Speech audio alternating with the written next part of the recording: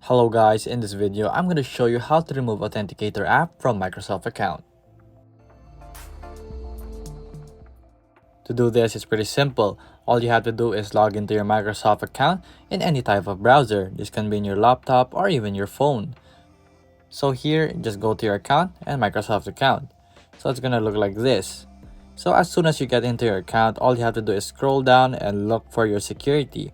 From security, just sign in here and check into additional security options. It'll redirect you again. And then right here, all you have to do is actually locate your send sign in notification. And then this is your Authenticator app actually. So just remove it and press remove.